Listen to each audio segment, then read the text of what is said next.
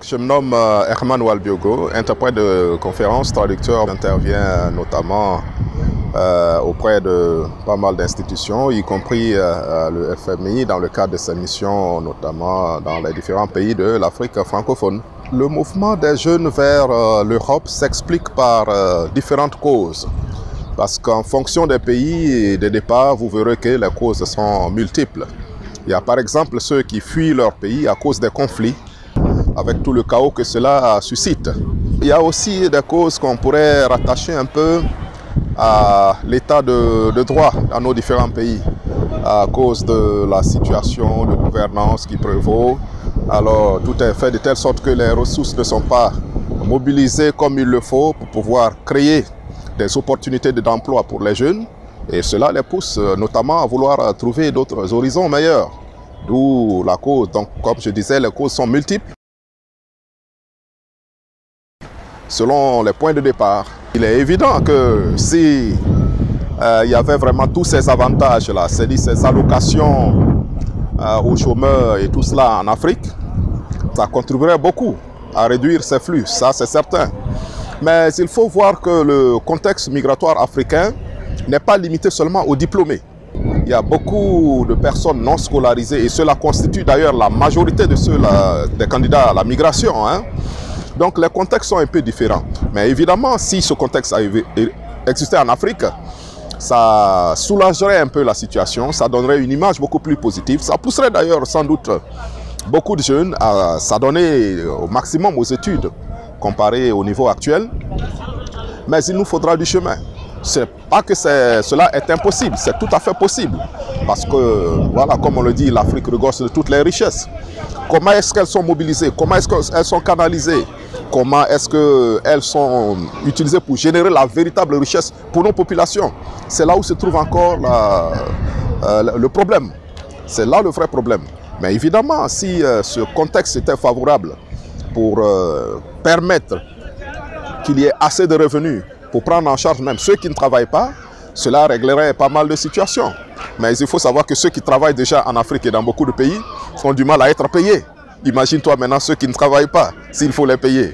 Donc c'est à toute une problématique qu'il faudra aborder dans ce cadre-là pour ce qui est des pays africains. Parce que vous savez, en Afrique, on a toujours attaché le fait d'avoir un véhicule au fait d'être riche, comme si c'était le reflet d'un statut social supérieur en fait.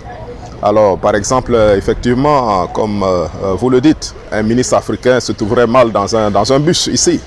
Et puis il faut tenir compte un peu du cadre dans lequel nous évoluons. En Europe, vous savez, si tous ceux qui ont des véhicules doivent sortir avec leur véhicule, personne n'arriverait au travail. Il y aurait un embouteillage très monstre. Et c'est ce même fait d'ailleurs qui est en train de se faire ressentir en Afrique. Depuis quelques années, le parc automobile a beaucoup augmenté et les embouteillages ont commencé à augmenter dans nos villes africaines.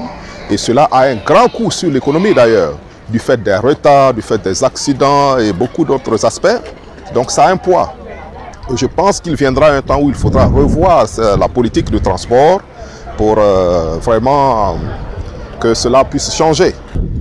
Les transferts de fonds des migrants de la diaspora, vous verrez que récemment, pour 2018 par exemple, vous verrez qu'il y a environ entre 40 à 60 milliards de dollars de transferts vers les pays africains, dans l'ensemble.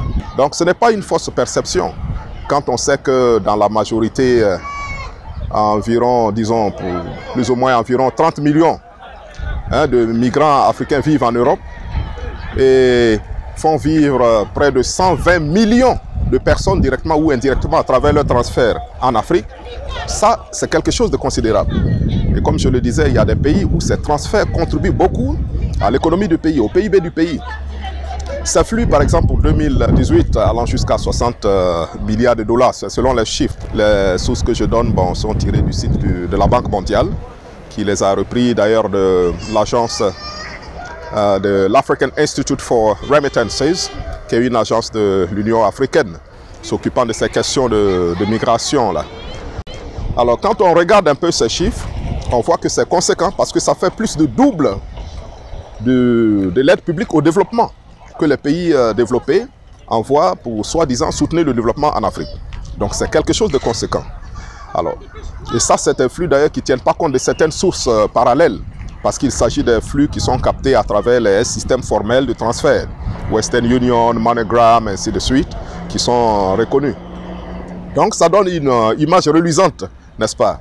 Au-delà même de la jeunesse, hein, pour l'économie africaine et tout cela, ça donne une image reluisante. Sauf que cela cache beaucoup de réalités.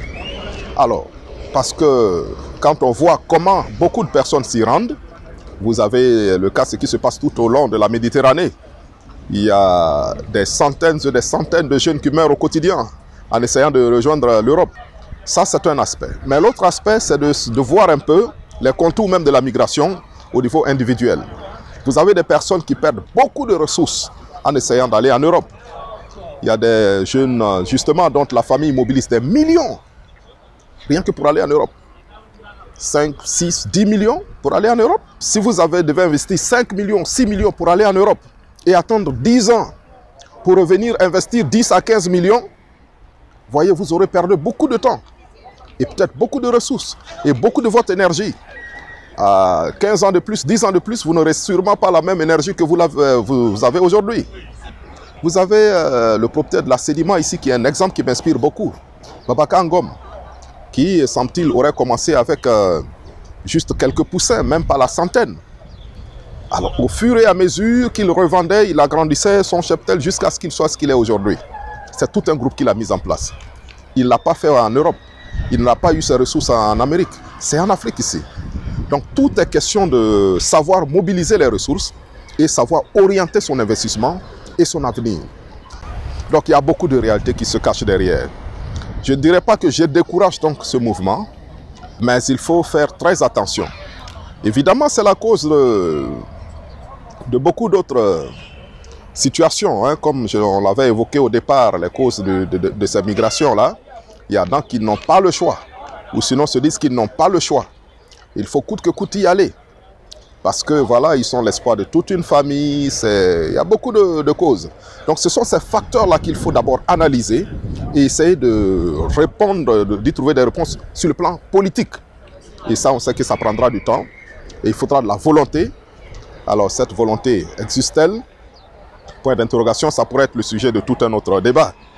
Alors, mais pour ceux qui réussissent à y aller, s'ils mobilisent effectivement des ressources, c'est vraiment l'idéal de revenir en Afrique, parce que l'Afrique, c'est vraiment l'avenir du monde, comme on le dit. Il y a beaucoup d'opportunités. Mais s'il y a des jeunes qui y vont, qui réussissent, et qui ont vraiment ce réflexe de revenir investir en Afrique, c'est une bonne chose. Je ne dirais pas que je décourage à 100% la migration, parce que je viens de vous évoquer les causes tantôt. Il y a des causes qui obligent forcément les gens à bouger, parce qu'ils n'ont pas le choix. C'est au risque de leur vie. Est-ce qu'il faut rester pour mourir? Où est-ce qu'il faut sortir? Le choix est clair.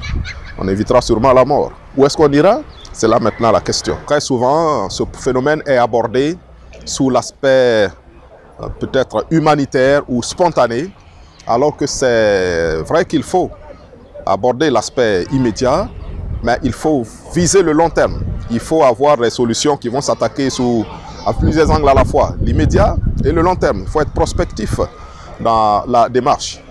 Parce que vous aurez beau mettre des frontières, on a vu avec la création donc, de Frontex, hein, l'agence européenne en charge donc, du contrôle des frontières extérieures des pays européens, depuis la date de création, je crois c'est le 26 octobre 2004 avec l'entrée en fonction en 2005, mais ça n'a pas réglé le problème.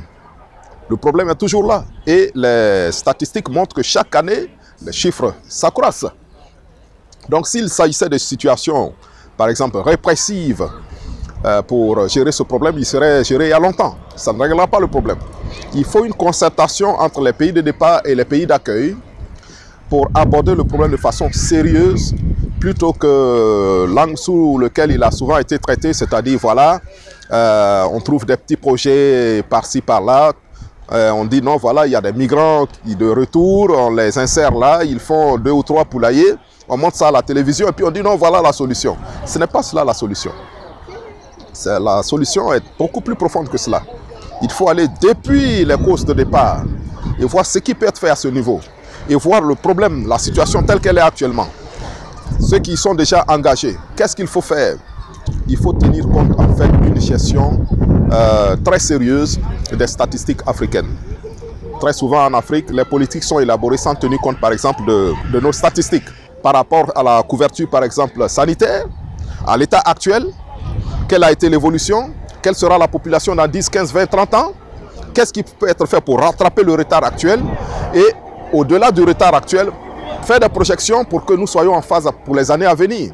Au niveau de l'éducation, pareil, faire la même analyse profonde.